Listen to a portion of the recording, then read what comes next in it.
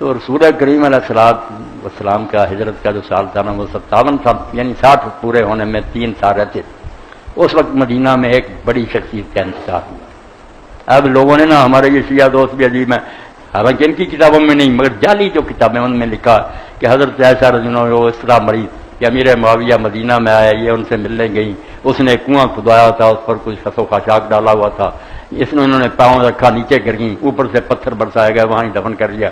بکواس کی انتہا ہے، اس میں رائی برابر سچائی نہیں۔ وہ اپنی موت ہوئی۔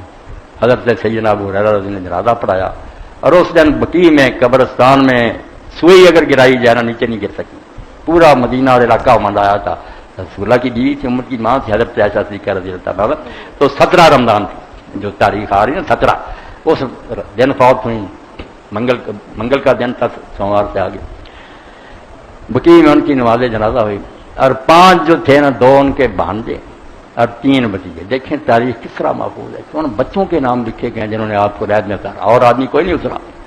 2 بھانجے اترے، عبداللہ عروہ جو حضرت زبیر کے بیٹے تھے، ان کی بڑی بہن اسماء کے بچے تھے، تو 2 یہ تھے، اور 3 ان کے بھتیجے تھے، جو محمد بن ابی بکر تھا، 2 اس کے بیٹے قاسم اور عبداللہ، اور ادھر بھی جو ہے نا دوسرا عبد الرحمن بن ابی بکر، اس کا ایک بیٹا، اس کا نام عبداللہ تھا۔